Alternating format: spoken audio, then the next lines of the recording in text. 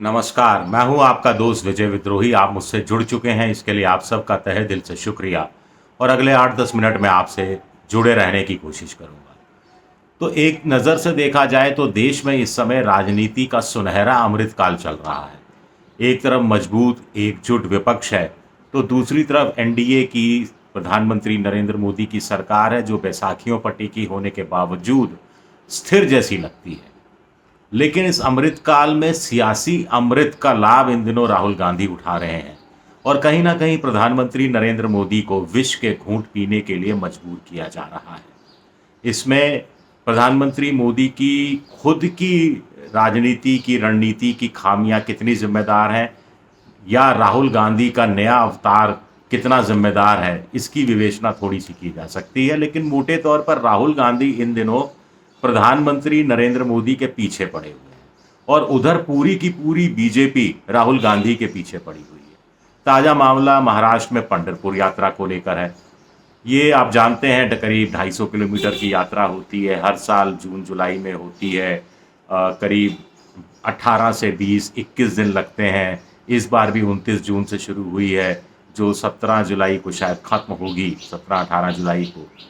तो कुल मिलाकर बीजेपी के नेताओं का कहना है, चूंकि राहुल गांधी ने हिंदू समाज को हिंसक बता दिया है, इसलिए लिहाजा पंढरपुर की, जहां भगवान विट्ठल की पूजा अर्चना होती है, उस यात्रा में शामिल नहीं होना चाहिए। उधर राहुल गांधी कह रहे हैं कि मैंने ऐसा कुछ कहा ही नहीं, मैंने तो बीजेपी, आरएसएस और नरेंद्र मोदी, इनको हिंदुत्व के खिलाफ बताया था या हिंसा करने वाला बताया था, पूरे हिंदू समाज को नहीं बताया था। खैर, इस विवाद में नहीं हम पड़ेंगे। लेकिन पंढरपुर यात्रा का सियासी लाभ भी उठाने की तैयारी पूरी महाराष्ट्र में महाविकास अघाड़ी ने कर ली है। अगले कुछ दिनों में राहुल गांधी साथ साथ दिखेंगे, शरद पवार दिखाई देंगे, जिनको बीजेपी के एक स्थानीय नेता ने मौलाना पवार की संज्ञा दे दी है। उद्धव ठाकरे भी दिखाई देंगे शिवसेना के। तो यहाँ कहीं ना कहीं बीजेपी बैकफुट पर नजर आ रही है, क्योंकि ये मुद्दा उनका चला नहीं है कि राहुल गांधी हिंसा करने वाला सभी हिंदुओं को बता रहे थे। शंकराचार्य ने भी इससे बात से इनकार कर दिया है कि राहुल गांधी ने ऐसा कुछ नहीं कहा था। दरअसल इन दिनों राहुल गांधी फुल फॉर्म में है। वो 24/7 की राजनीति कर रहे हैं। वो समझ गए हैं कि हथौड़ा गर्म है और चोट करना लाजमी है। कभी वो हाथरस में नज़र आते हैं, जो पीड़ित थे हादसे के, उनके मिलते हुए, गले मिलते हुए, उनके दुख के, उनके गम में शरीक होते हुए, उनके आंसू पहुंचते हुए, योगी आदित्यनाथ को ये वार्निंग देते हुए कि कंपनसेशन बहुत कम दिया गया है, कंपनसेशन बढ़ाया जाना चाहिए। कहीं ना कहीं ये मैसेज देते हुए कि देखिए, मैं तो हाथरस आ गया, प्रधानमंत्री हाथरस नहीं आए। और वो क्रिकेट के खिलाड़ियों के साथ जो 2020 जीत कर आए, 1.5-2 घंटे बातचीत करते रहे, और फिर मैं तो देखिए मणिपुर आ गया, साल में तीसरी बार मणिपुर आ गया, मैं मणिपुर में हूँ और मोदी मास्को चले गए हैं। तो इस तरह की बातें कुछ ना कुछ ये मैसेज देने की कोशिश है कि राहुल गांधी की नज़र में प्रधानमंत्री नरेंद्र मोदी को मणिपुर आना चाहिए, मणिपुर की जनता के दुख दर्द को दूर करने की कोशिश करनी चाहिए। और वो जानते हैं कि बीजेपी के लिए, प्रधानमंत्री नरेंद्र मोदी के लिए मणिपुर बड़ी दुखती नब्ज हो गया है, और प्रधानमंत्री भी वो काम बिल्कुल नहीं करेंगे जिस काम के लिए उनको करने के लिए दबाव डाला जाएगा या राहुल गांधी की तरफ से दबाव डाला जाएगा। मणिपुर जाने का मतलब है राहुल गांधी के आगे हार मान जाना। ये बात मोदी जी किसी कीमत पर स्वीकार नहीं कर सकते।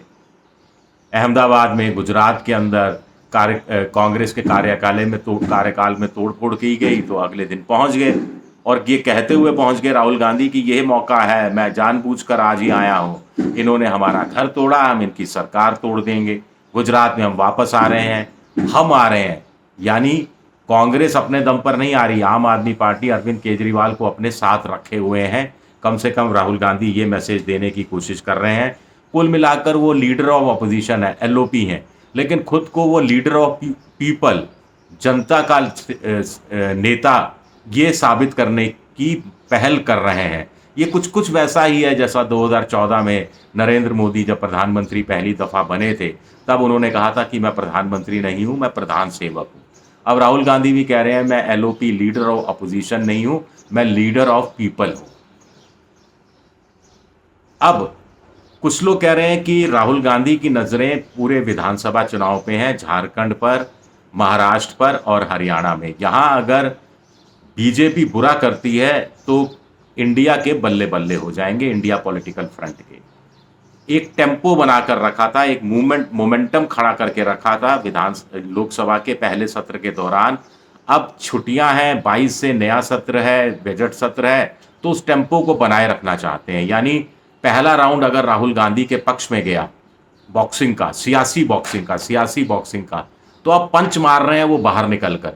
कभी हाथरस में जाकर पंच मार रहे हैं, कभी अहमदाबाद में जाकर पंच मार रहे हैं और पंचिंग पैड के रूप में बीजेपी का इस्तेमाल कर रहे हैं, कभी मणिपुर में जाकर और कभी दिल्ली में ही मजदूरों के साथ बैठकर या लोकोमोटिव इंजीनियर जो ड्राइवर हैं ट्रेन के, उनके साथ बैठकर एक शैडो बॉक्सिंग होती है या शैडो पंचिंग हो रही है, वो करने की कोशिश राहुल गांधी कर रहे हैं ताकि लोकसभा का नया सत्र शुरू हुए तो उसी उत्साह के साथ, उसी वेग के साथ, उसी आक्रामकता के साथ पेश किया जाए। लेकिन राहुल गांधी के सामने कुछ बड़ी चुनौतियां भी हैं। एक सबसे बड़ी चुनौती उनके सामने ये है कि जो उन्होंने खुद स्वीकार किया, कांग्रेस की बड़ी चुनौती ये है कि कांग्रेस में रेस के घोड़े कम हो गए हैं, बारात के घोड़े ज़्यादा हो गए हैं और इन बारात के घोड़ों को विश्राम देने की ज़रूरत है या उनको रेस के घोड़ों के साथ खपाने की ज़रूरत है। तो ये जब तक ये काम नहीं होगा तब तक कार्यकर्ताओं का उत्साह तो अपनी जगह ठीक है, लेकिन जनता का जुड़ाव उस रूप में हो पाएगा नहीं हो पाएगा, इसको लेकर संशय है और खेमेबाजी है, गुटबाजी है। जहाँ जहाँ कांग्रेस का संगठन कमज़ोर है वहाँ पर कम से कम 2 या 3 नेता आमने सामने की लड़ाई लड़ते हुए नज़र आ रहे हैं और कोई एक सर्वमान्य हल अभी तक राहुल गांधी नहीं निकाल पाए हैं मल्लिकार्जुन खड़गे के साथ मिलकर। ये एक बड़ी चुनौती है। दूसरी बात है कि बीजेपी ने, प्रधानमंत्री नरेंद्र मोदी ने कोई कच्ची गोलियां नहीं खेली है।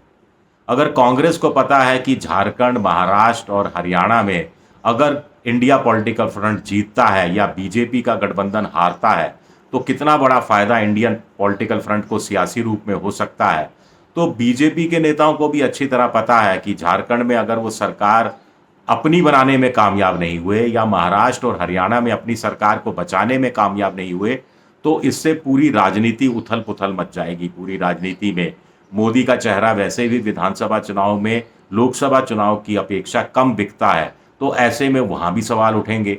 मोहन भागवत की आरएसएस भी कुछ सवाल खड़े कर चुकी है।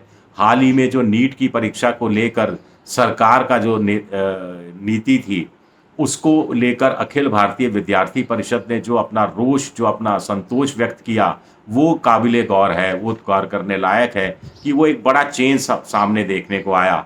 और प्रधानमंत्री भी इसी तरह से जानते हैं कि ये 3 राज्यों में उनकी खुद की व्यक्तिगत प्रतिष्ठा, व्यक्तिगत उनकी पॉपुलैरिटी, उनका चेहरा, उनकी सरकार, सब कुछ दांव पर लगा हुआ है। ऐसा लगता है कि बीजेपी राहुल गांधी में कोई एक बड़ी गलती का इंतजार कर रही है। क्या राहुल गांधी ऐसा कोई मौका देंगे या प्रधानमंत्री अभी एक आध दिन बाद मॉस्को और ऑस्ट्रिया का दौरा करने के बाद जब वो वापस राजधानी दिल्ली लौटेंगे तो बजट के तहत बजट को एक बड़े हथियार के रूप में वो इस्तेमाल करेंगे, जिससे एक झटके से इंडिया पॉलिटिकल फ्रंट को भी सियासी रूप से नुकसान पहुंचाया जा सके, राहुल गांधी को भी नुकसान पहुंचाया जा सके और तीसरा जनता के बीच में अपनी लिबरल इमेज को लेकर, प्रो पुअर इमेज को लेकर जाया जा सके। तो बजट एक बहुत बड़ा आधार है जो प्रधानमंत्री नरेंद्र मोदी को इतना हथियार देने वाला है, उनकी तरकश में इतने तीर डालने वाला है, जिससे कि ये आगामी 3-4 विधानसभा चुनाव में वो इंडिया पॉलिटिकल फ्रंट का मजबूती से सामना कर सके।